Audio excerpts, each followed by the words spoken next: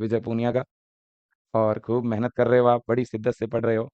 और आज वास्तव में जो है आप बच्चों के प्रेम को देख करके बहुत ज़्यादा भावुक हूँ मैं। बहुत सारी चीज़ें कल बोल नहीं पाया, लेकिन सच में थैंक यू। थैंक यू बेटा, एक बार फिर आपको बहुत बहुत धन्यवाद। थैंक यू मेरे प्यारे बच्चों, थैंक यू मेरे प्यारे लाडले। Thank you so much, thank you. अब आज की क्लास हम शुरू कर रहे हैं, है ना। और बहुत ही स्पेशल क्लास। हाँ जी, आज है ना, कौन सा है? 85 है, ओके। और पार्ट 3 है ना। चलो, आज ह्यूमन हेल्थ एंड डिजीज का पार्ट नंबर 3 है, और आज सीरीज है 85। ठीक है ना, बिल्कुल जी। तो मेरे प्यारे विजियंस, प्यारे बच्चों, एक बार सब बच्चे इस सेशन को शेयर कर दें भाई। बहुत ही बढ़िया शेयर करें इस सेशन को। और एक हमारा जो गिव अवे जो गिफ्ट की सीरीज चल रही थी, है ना, विजय एजुकेशन के द्वारा, विजय एजुकेशन ऐप के अंदर जो अपनी गिफ्ट की सीरीज चल रही थी, उसके विजेता की घोषणा इस क्लास के अंत में मैं करूंगा। और कौन कौन से बच्चे हैं जिनको गिफ्ट जाने वाला है। जो टेस्ट 2 जनवरी को हुआ उसकी विजेता बताऊंगा, 3 जनवरी के टेस्ट के विजेता बताऊंगा, 4 जनवरी के विजेता बताऊंगा। अच्छा, सिर्फ दो, इन दो के ही बताने वाला हूँ, बाकी के कल बताऊंगा। हाँ, 2, 3 और 5, है ना। हाँ, आज टोटल मैं 15 बच्चों के नाम बताने वाला हूँ। हो सकता है उनमें से आपका भी नाम आ जाए। 2, 3 और 5, आज 15 स्टूडेंट जो है, 15 स्टूडेंट को आज मौका मिलेगा। मैं टीम से कहूंगा कि जो डेटा आप लोगों ने तैयार किया है थोड़ा एकदम देख लेना। मैं चाहता हूँ नए नए बच्चों को इनाम मिले। हाँ, तो शुरू कर देते हैं आज की प्यारी प्यारी प्यारी क्लास, है ना। और बेटा जो नए बच्चे हैं जो इस सेशन को ज्वाइन कर रहे हैं, मैं उनको कहूँगा एक क्वेश्चन की कॉपी बना लो बेटा, और उस कॉपी में अच्छी अच्छी चीज़ें लिखते रहो। अच्छे कॉन्सेप्ट जो आपको लगे वो नोट करते रहो। ठीक है कि नहीं? बिल्कुल जी। तो शुरू कर दें भाई, यहाँ से स्टार्ट कर रहे हैं। पहला क्वेश्चन आज का ये रहा आपके सामने। क्वेश्चन है बेटा, टाइफाइड बुखार के रोगजनक और टाइफाइड के लिए पुष्टिकरण परीक्षण का प्रतिनिधित्व करने वाले सही युग्म की पहचान करो। Identify the correct pair of the causative agent of typhoid fever and confirmatory test for typhoid. इसे डायग्नोसिस भी कहते हैं, डायग्नोसिस, है ना। डायग्नोसिस ऑफ टाइफाइड, टाइफाइड की जांच का क्या नाम है और टाइफाइड के रोगजनक का क्या नाम है? Salmonella typhi and Widal test, plasmodium vivax and UTI test, streptococcus pneumoniae and Widal test, salmonella typhi and anthrone test. बताइए कौन सा सही होगा? जल्दी बताओ देखें, कौन सा ऑप्शन सही होगा भाई? जल्दी बताओ देखें। हाँ,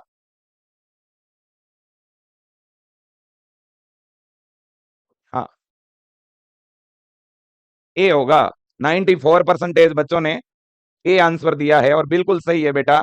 टाइफाइड रोग का रोगजनक है साल्मोनेला टाइफी, और बेटा इसकी जांच के लिए जो टेस्ट किया जाता है वो है विडाल टेस्ट। ठीक है, बिल्कुल। अगले क्वेश्चन की तरफ चलते हैं बेटा। सेकंड क्वेश्चन है हमारा ये रहा। मैं आपको टाइफाइड के बारे में एक बात बता दूं बेटा। टाइफाइड का जो ये पैथोजन है ना, साल्मोनेला टाइफी, ये बेटा किसको संक्रमित करता है? याद रख लेना, ये हमारे स्टोमक को संक्रमित करता है, हमारे आंत को प्रभावित करता है। आंत और आमाशय, ध्यान रख लेना, हमारे आंत को और आमाशय को प्रभावित करता है। यह बात याद रख लोगे ना। एक तो हमारा स्टोमक इफेक्ट होगा और दूसरा इंटेस्टाइन इफेक्ट होगी। ठीक है ना बेटा? बिल्कुल। कौन भाई? साल्मोनेला। हाँ, सेकंड क्वेश्चन की तरफ चल रहे हैं। रोगजनक और रोग का सही मिलान कीजिए। Give the correct matching for positive agent and disease. बेटा इधर होना चाहिए रोगजनक, इस लाइन में पैथोजन होना चाहिए, सामने की तरफ इधर डिजीज होनी चाहिए। तो मिलान करो देखे, पैथोजन, है ना। तो यहाँ लिखा हुआ है एनाफ्लीज और मलेरिया। एनाफ्लीज, और एनाफ्लीज से होता है मलेरिया। फिर लिखा है लेसमानिया और इससे होता है स्लीपिंग सिकनेस, निंद्रा रोग। फिर लिखा है ग्लोसिना और इससे होता है काला आजार। फिर लिखा है वुचेरेरिया और सामने लिखा है फाइलेरिया। अब आपको बताना है कौन सा सही है। पैथोजन, इस लाइन में पैथोजन होना चाहिए, इस लाइन में डिजीज होनी चाहिए। बताओ देखे कौन कौन सही जवाब दे रहा है देखें। हाँ, पीयूष, अनामिका, लोचन, त्रिभुवन, हाँ, कुणाल, बहुत बढ़िया, अभिमन्यु, नीरज, अशोक, हाँ, ममता, शिखा। हाँ जी, जल्दी बताइए देखे, बहुत खूब, बहुत बढ़िया बेटा। हाँ जी, मुझे परसेंटेज दिख रहे हैं सामने 83 बच्चों ने जवाब दिया है। वाह, क्या बात है मेरे मित्रों, कितना गलत आंसर दिए हो आप। गुरुजी क्या बात कर रहे हो, ऐसे कैसे गलत बोल दिया आपने, हम सबको एक ही झटके में आपने गलत कर दिया, ऐसे होता है का? मजाक कर रहे हो ना गुरुजी? सारा बच्चों, ओ बच्चों, जो आंसर सही दिख रहा है वो है नहीं, इसी को कहते हैं दिमाग लगा के आंसर दो, है ना? हाँ, कुछ लोग कहते हैं ना, अरे भाई दिल से सोच, दिल से, या दिल से मत सोचो, या दिमाग से सोच भाई। दिमाग से आंसर दे। एक बच्चे ने कहा सर मैंने दिल से आंसर दिया था इसलिए दिया, अगर मैं दिमाग से आंसर देता तो इसका डी होता।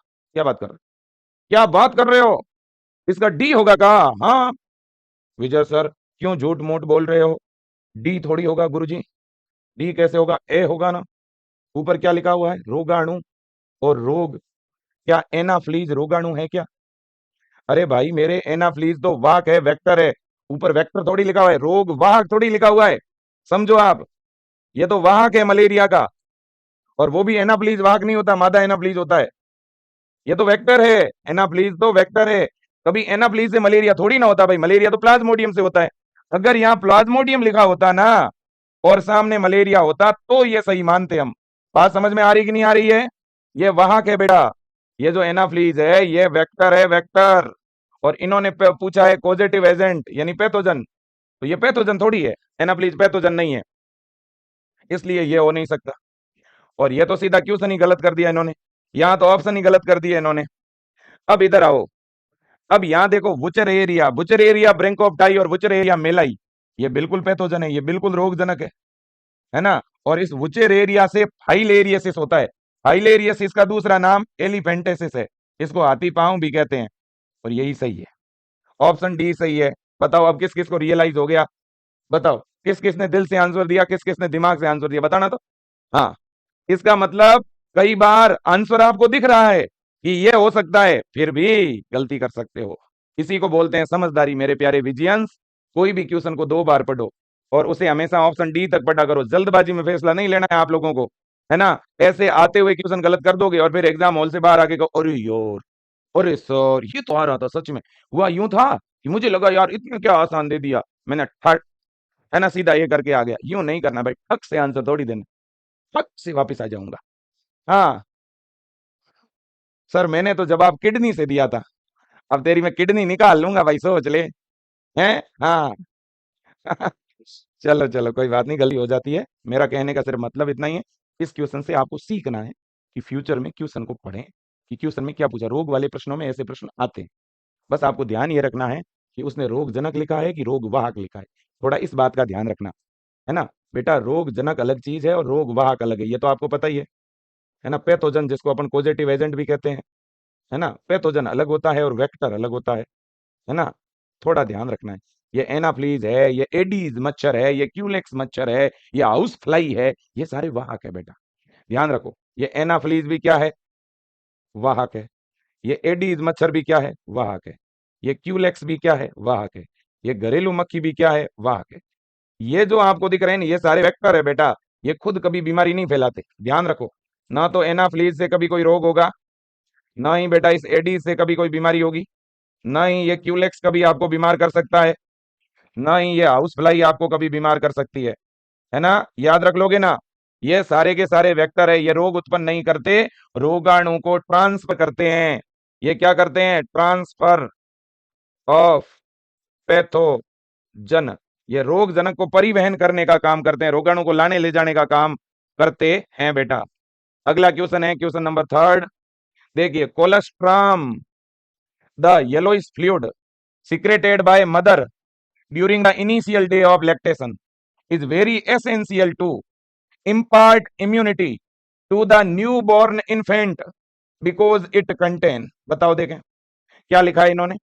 इन्होंने कहा है कि कोलेस्ट्रम, जिसको कीस भी कहते हैं, ये पीला तरल पदार्थ है जो स्तनपान के शुरुआती दिनों में मां के द्वारा स्रावित होता है, नवजात शिशु को प्रतिरक्षा प्रदान करने के लिए बहुत जरूरी है, क्योंकि इसमें होता है, इसमें क्या होता है बताओ, इस कोलेस्ट्रम में क्या होता है भाई? ये फेस्ट मदर मिल्क है जो बच्चे को पिलारक कोशिका, मोनोसाइट, मैक्रोफेज, बताओ कौन सा सही होगा? हाँ, रोहिणी, कृति, हफ्जा, प्रियंका, श्रेया, नेहा, नैन्सी, बहुत बढ़िया, अतुल, रंजना, मुकुल, सृष्टि, बहुत बढ़िया, रुचि, विकास। हाँ, बहुत ही बढ़िया बेटा, आईजी ए होगा। सुनो बच्चों, बिल्कुल आईजी ए होगा। यहां पर भी एक बात आपको बता देना चाहता हूं बेटा, आप ध्यान से सुन लेना। एंटीबॉडी, एंटीबॉडी जो होती है ना बेटा, एंटीबॉडी जिसको अपन प्रतिरक्षी बोलते हैं, प्रतिरक्षी, लेकिन प के नीचे र जरूर रखना, नहीं तो प्रतिरक्षी की जगह क्या हो जाएगा सीधा ही, हाँ गड़बड़ हो जाएंगी। ये हिंदी है। अब देखो, और 5 प्रकार की मेरे दोस्तों प्रतिरक्षी होती है। एक एंटीबॉडी को आईजीजी बोलते हैं, दूसरी को ए, तीसरी को एम, तीसरी को एम, चौथी को डी और पांचवी को ई। गेम दे, GAMDE, गेम दे, है ना। तो आईजी, आईजी ए, आईजीएम, आईजीडी और आईजीई 5 प्रकार की एंटीबॉडी होती है। इन 5 में से जो ये आईजीए है ना बेटा, ये मदर के मिल्क में पाई जाती है। और माँ का जो पहला दूध होता है उसे कोलेस्ट्रम बोलते हैं, ध्यान रखना। कुछ लोग इसे कोलेस्ट्रोल समझ लेते हैं। बेटा कोलेस्ट्रोल तो एक तरह की लिपिड है, ध्यान रखो आप। कोलेस्ट्रॉल तो किसको बोलते हैं? लिपिड को, है ना। हमेशा ध्यान रखो, एक होता है कोलेस्ट्रोल, है ना, और एक है ये कोलोस्ट्रम। ये दोनों अलग चीज है बेटा, कोलेस्ट्रम और एक है कोलेस्ट्रॉल। बताओ दोनों एक ही है क्या? बिल्कुल भी एक नहीं है बेटा, है ना। ये कोलेस्ट्रम जो है ना, ये तो फर्स्ट मदर मिल्क है बेटा, फर्स्ट मदर मिल्क, माँ का पहला दुग्ध, है ना, याद रखना। और इसमें होता है आईजीए, आईजीए के नाम से एंटीबॉडी होती है, यहाँ पे ध्यान रखना आप, ठीक है ना बेटा। और ये कोलेस्ट्रॉल तो एक तरह की लिपिड है, ये तो वसा का व्युत्पन्न है, ठीक है कि नहीं बेटा। तो इन चीजों को इसलिए बता रहा हूं कंपेयर करके, ताकि आपको पता चले कि ये दोनों चीजें अलग है, इनका नजदीक नजदीक कोई वास्ता नहीं है कि नहीं? बिल्कुल। चलो जी, आगे चलते हैं अगले क्वेश्चन की तरफ। अगला जो क्वेश्चन है वो ये रहा, MALT। सारे बच्चे इसका फुल फॉर्म बताओ चलो। MALT, मानव शरीर में लस्सी का उत्तक का लगभग प्रतिशत होता है। MALT एक स्पेशल प्रकार का टिश्यू है। यह हमारे शरीर के अंदर कुल लस्सी का उत्तक का कितना भाग बनाता है? हमारे शरीर में लस्सी का उत्तक होते हैं बेटा, लिम्फोइड टिश्यू, जो अपने इम्यून सिस्टम को बनाते हैं, जो अपने को प्रतिरक्षा देते हैं। आपने नाम सुना होगा, अपेंडिक्स, पियर, पेचेज, लिम्फ नोड, है ना, टॉन्सिल, ये सारे लिम्फोइड टिश्यू है। इन लिम्फोइड टिश्यू का एक बहुत बड़ा भाग है जिसको अपन MALT बोलते हैं। ये MALT कितने प्रतिशत भाग बनाता है लिम्फोइड टिश्यू का? MALT consist about this percentage of lymphoid tissue in human body. बताओ देखें, 20, 70, 10 या 50? हाँ, याद रखो, mucus associate lymphoid tissue, very good बेटा, बिल्कुल सही कह रहे हो। MALT इसका फुल फॉर्म होगा mucus associate lymphoid tissue, mucus associate lymphoid tissue, ध्यान रख लेना, म्यूकस एसोसिएट लिम्फोइड टिश्यू बेटा। और ये जो है ना MALT, ये टोटल बेटा लिम्फोइड टिश्यू का 50% भाग, है ना, याद रखो, लस्सी का उत्तक का 50%। ओके, बिल्कुल, कोई दिक्कत नहीं, कोई परेशानी नहीं। ये टिश्यू आपको मिलेगा कहां पे, बता सकते हो? हमारे शरीर का कौन सा भाग है जहां पर आपको MALT मिलेगा? Mucus associate lymphoid tissue. अरे भाई मेरे, हमारी जो आहार नाल है ना, हमारी ये गैस्ट्रो इंटेस्टाइनल ट्रैक है ना, हमारी इस पूरी की पूरी आहार नाल के अंदर इस तरह के लिम्फ नोड होते हैं, लस्सी की गंठें पाई जाती है बेटा। और इनके ऊपर बहुत बड़ी मात्रा में म्यूकस होता है कि नहीं होता है? अरे एक चिकना पदार्थ होता है कि नहीं होता? तो पूरी की पूरी जो हमारी आहार नाल है ना बेटा, ये अपने आप में हमारे लिए एक लिम्फोइड टिश्यू का काम करती है। इसमें MALT है। अरे भोजन के रास्ते, पानी के रास्ते बहुत सारे पैथोजन आते हैं, तो क्या हम डेली बीमार होते हैं क्या? नहीं होते। क्यों नहीं होते? क्योंकि हमारे पास माल्ट है। हमारे पास क्या है? माल्ट है। माल्ट मतलब हमारी सेना, वो सेना पैथोजन को देखते ही धाए धाए धाए धाए धाए, हमारी आर्मी है खुद की, ठीक है ना। याद रखिए, गले में क्या है? टॉन्सिल है। मुंह में क्या है? सलाइवा है। फिर थोड़ा नीचे आओगे, स्टोमक वाले भाग में क्या है? गैस्ट्रिक जूस है, उसमें HCl है, वो भी पैथोजन को मार देगा। फिर थोड़ा नीचे आओगे तो हमारे पास में छोटी आंत जो है ना, उसमें पेयर, पेचेज है, वो पैथोजन को मारेंगे। फिर अपेंडिक्स है, वो भी पैथोजन को किल कर देगी। तो इस तरह से पूरी आहार नाल में जगह जगह बहुत सारी गांठें हैं, लिम्फोइड टिश्यू है ना, तभी तो हम बीमारियों से बचते हैं भाई, है ना। हाँ, अगले क्वेश्चन की तरफ चलें कि नहीं चलें? अरे चलो जी चलो।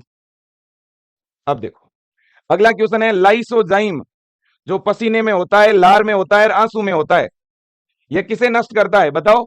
Lysozyme that is present in saliva, sweat and tear. बेटा देखो, ऐसी कौन सी सेल है जो लाइसोजाइम से डिस्ट्रॉय होती है? लाइसोजाइम, लाइसोजाइम किसको डिस्ट्रॉय कर देगा बताओ देखें, ये किसको डिस्ट्रॉय करेगा? कौन सी ऐसी सेल है जिसको लाइसोजाइम डिस्ट्रॉय करेगा? लाइसोजाइम हमारे स्वेट के अंदर होता है, हमारे सलाइवा के अंदर होता है, हमारे टीयर के अंदर होता है।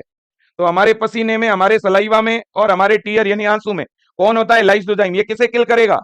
ये लाइसोजाइम हमारे लिए बहुत फायदेमंद है। अरे हमारे आंसू भी हमारे लिए फायदेमंद, हमारी लार भी फायदेमंद है, हमारा जो पसीना है वो भी फायदेमंद है ना? क्योंकि इनके अंदर एक ऐसा पदार्थ है जिसका नाम लाइसोजाइम है। लाइसोजाइम एक लेयर बना देगा। ये किसको अंदर नहीं आने देना? किसको अंदर नहीं आने देगा? सर्टेन टाइप ऑफ बैक्टीरिया, कुछ प्रकार के जीवाणुओं को, सभी विषाणुओं को, यानी ऑल वायरस, अधिकांश विषाणु संक्रमित कोशिका, most of virus infected cell, या कुछ कवक को, सर्टन फंजी। बताओ, जल्दी बताइए देखें। बैक्टीरिया को, bacterial cell destroy by lysozyme. Very good बेटा, बिल्कुल सही कह रहे हो। जीवाणु को नष्ट करने का काम करेगा लाइसोजाइम। लाइसोजाइम किसको डिस्ट्रॉय करता है बेटा? बैक्टीरिया को। बैक्टीरिया को डिस्ट्रॉय कर देता है लाइसोजाइम। याद रख लेना बेटा। अरे अब जैसे पसीना निकलेगा तो बैक्टीरिया कोई भी स्किन के रास्ते बॉडी में नहीं आ सकता। आंखों से आंसू निकलेंगे तो आंख के रास्ते कोई बैक्टीरिया अंदर नहीं आ सकता। मुंह में लार है तो मुंह के रास्ते कोई बैक्टीरिया अंदर नहीं जाता, जाता भी होगा लेकिन फिर भी कम। अब एक बच्चा कहेगा विजय सर ये तो बढ़िया बात बता दी, हम बचपन बचपन में जो है मम्मी से जिद करते थे, पैसे मांगते थे, वो नहीं देती थी, हम रोते थे, तभी तो हम बचपन में बीमार कम होते थे। आजकल हम ज्यादा बीमार होने लग गए। वापिस शुरू कर दें क्या रोने वाला काम? करके देखो। हाँ, मम्मी से मांग के देखो पैसे, है ना? हाँ, पैसे कम गुस्से ज्यादा पड़ेंगे कि अच्छा तू अब इतना छोटा हो गया है, रो रहा है। लेकिन हाँ, हमारे आंसू भाई बड़ी काम की चीज है ना? थोड़ा छोटी उम्र में रो देते थे, 50 रुपए आ गए, थोड़ा और रो, 20 आ गए, 5 आ गए, 10 आ गए। मतलब कि आंखों की हर एक बूंद जो है वो कीमती है। बताओ आप, है ना? हाँ, बंदा एक आंख से रोता था, दूसरी आंख से देखता था कि मम्मी पर्स से ला रही है कि नहीं ला रही, ला रही है तो ठीक, नहीं ला रही तो और जोर से रोते थे, है ना? हाँ, और अब लगने लगा हाँ लेके तो आ रही, पर स्पीड कम कर देते, है ना? कहीं ऐसा ना हो कि वापस ना रख दे, है ना? बचपन में जब आप छोटे थे पूछना आपकी माता जी से, ठीक है ना? पक्का जिद किया करते थे आप। ये सबसे बढ़िया तरीका है भाई, है ना? हाँ, अब देखो अगले क्वेश्चन की तरफ चलते हैं। हाँ, अगला जो क्वेश्चन है बेटा, इंटरफेरॉन किसके जवाब में संश्लेषित होते हैं? Interferon are synthesize in response to. बताओ देखिए किसके रेस्पॉन्स में इंटरफेरॉन सिंथेसाइज होंगे? माइकोप्लाज्मा के, बैक्टीरिया के, वायरस के, या फंजाई के? बेटा किसको काउंटर करने के लिए इंटरफेरॉन बनता है? बताओ देखें, आपको पता होना चाहिए। जैसे हमारे पास में सलाइवा है, टीयर है, पसीना है यानी स्वेट है तो बेटा बैक्टीरिया को नष्ट करने का काम करते हैं, है ना? बैक्टीरियल जो सेल है ना उसको डिस्ट्रॉय कर देते हैं, क्योंकि इनके अंदर होता है लाइसोजाइम, है ना? बिल्कुल जी, ध्यान रखिएगा। ऐसे ही हमारे शरीर में इंटरफेरॉन नाम का एक और पदार्थ बनता है, ये किसको डिस्ट्रॉय करता है बताओ? हाँ, वायरस। वेरी गुड बेटा, 76% बच्चों का जवाब बिल्कुल सही है, वायरस। बहुत ही बढ़िया। और एक बात बता दूं बेटा, जब हमारे शरीर में वायरस की एंट्री होती है ना, मान लो ये एक वायरस है बेटा, ये एक मान लो वायरस है, ठीक है? ये है भाई साहब वायरस, ठीक है? अब ये वायरस कह रहा है कि विजय सर को संक्रमित करूंगा। अब ये वायरस जो है हमारी ये कोशिका है बेटा, इन कोशिकाओं को संक्रमित करने के लिए रवाना हो चुका है ना? हाँ, और जैसे ही भाई साहब वायरस यहाँ पे आया हमारी कोशिका के अंदर, मान लो इसमें एंटर कर लिया, तो हमारी ये जो कोशिका है ना, ये जोर जोर से चिल्लाएगी, सुनती हो? अरे वायरस आया है, हमें तो संक्रमित कर दिया, लेकिन तुम हमारे जो अड़ोसी पड़ोसी हो ना, तुम सावधान हो जाओ। मान लो किसी के घर में चोरी होती है, चोर आता है, तो घर वाले क्या कहते हैं? आओ बैठो चाय पियो, है? हाँ, चपाती बनाते हैं, खाना वाना खा के ही जाना। ऐसा करते हैं क्या? अरे नहीं, अगर कोई आ गया ऐसा आदमी और घर वालों को पता चल गया तो क्या करेंगे? चिल्लाएंगे, जोर से चिल्लाएंगे, तो अड़ोस पड़ोस में सबको पता चल जाएगा, है ना? हाँ, सबको पता चल गया, सारे अलर्ट हो गए। इसलिए केवल एक ही घर में चोरी हुई, ठीक है कि नहीं? ऐसे ही भाई साहब जब एक कोशिका में वायरस आता है तो वो कोशिका इंटरफेरोन बना देती है। इस इंटरफेरोन की वजह से सारी अड़ोसी पड़ोसी कोशिकाएं अलर्ट हो जाती है, इसलिए इन पड़ोसी कोशिकाओं में वायरस का संक्रमण नहीं होता। तो हमारे शरीर की एक वायरस संक्रमित कोशिका, है ना, खुद तो संक्रमित हो ही रही है लेकिन पड़ोसी को बचा गई, है ना? हाँ, लेकिन दुनिया में उल्टा सिस्टम है। हमारी बेचारी कोशिका कितनी समझदार है, खुद तो मर रही है लेकिन औरों को बचा के चली गई, है ना? खुद बेचारी, खुद की डेथ हो रही है फिर भी चिल्ला रही है, अरे तू सावधान हो जा, वायरस आ गया, तू सावधान हो जा, वायरस आ गया। इंटरफेरोन बना दिया बहुत सारा, वो इंटरफेरोन इन सब कोशिकाओं को अलर्ट करता है। तो ये एक कोशिका में तो वायरस का इन्फेक्शन हुआ, इनमें नहीं हुआ, है ना? ये हमारे शरीर की एक तरह की इनेट इम्यूनिटी, इसे बोलते हैं साइटोकाइन बैरियर। ये इंटरफेरोन हमें साइटोकाइन बैरियर देते हैं, साइटोकाइन, साइटोकाइन बैरियर। लेकिन आज की दुनिया कैसी है? हम तो डूबे सनम, तुम्हें भी ले डूबेंगे। ठीक है ना? होता है ना ऐसा? एक बंदा भाई साहब अगर गिर रहा है ना, वो दूसरे की टांग की खींचेगा। उसे पता है हम डूब रहे हैं, उसे पता है कि भाई साहब मैं नहीं पढ़ रहा हूं लेकिन मैं दूसरे को भी नहीं पढ़ने दूंगा। ऐसा बहुत देखा है मैंने। ठीक है ना? कुछ कुछ ऐसे लोग होते हैं बेटा, आपने अक्सर देखा होगा, अक्सर सुना भी होगा कि वो बंदा अकेला पढ़ नहीं रहा, उसे उसे उसे मतलब वो पढ़ना ही नहीं चाहता। वो क्या करेगा? दोस्त के कमरे जाएगा, अरे यार आज मन नहीं लग रहा पढ़ने।